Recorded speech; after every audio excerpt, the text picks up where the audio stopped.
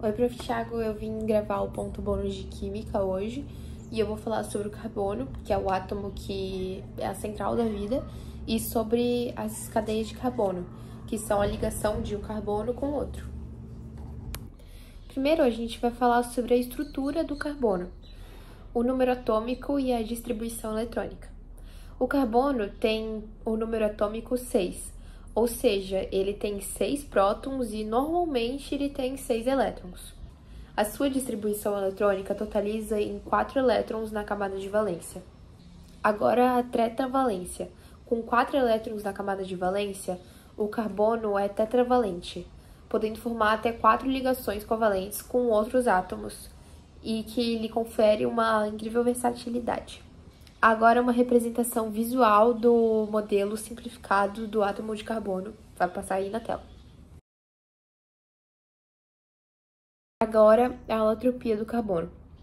A alotropia é a capacidade de um elemento químico existir em diferentes formas estruturais.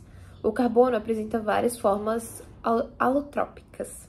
Os principais alótropos são o diamante, que tem uma estrutura tridimensional, rígida, onde cada átomo de carbono está ligado a 4 outros átomos, conferindo uma grande dureza no diamante.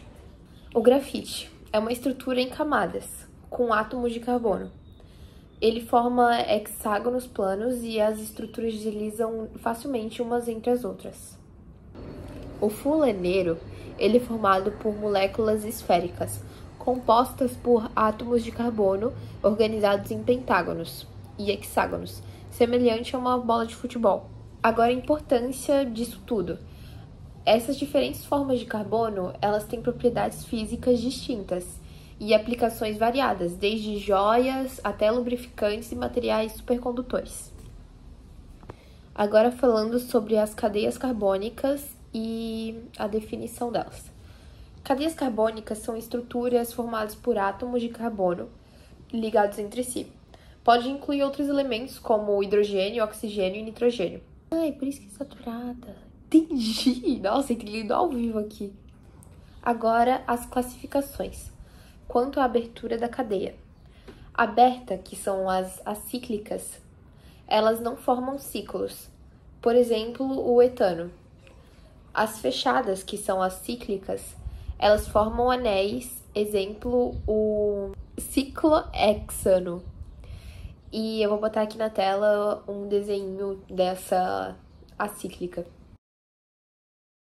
Agora sobre as homogêneas. Elas apresentam apenas átomos de carbono e hidrogênio na camada principal. E as heterogêneas, elas apresentam outros átomos entre outros carbonos na cadeia. Agora sobre a saturação.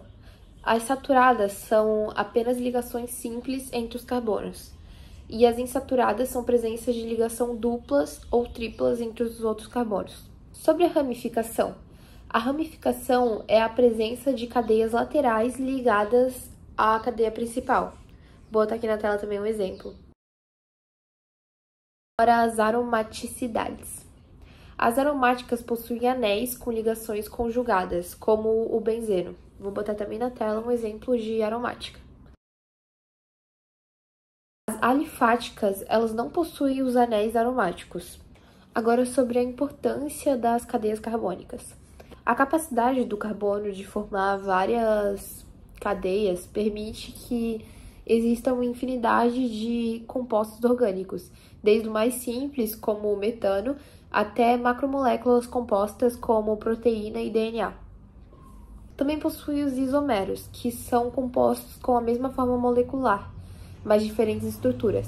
Essa característica é fundamental na bioquímica e na farmacologia, porque pequenas mudanças na estrutura podem alternar significativamente uma função de uma molécula.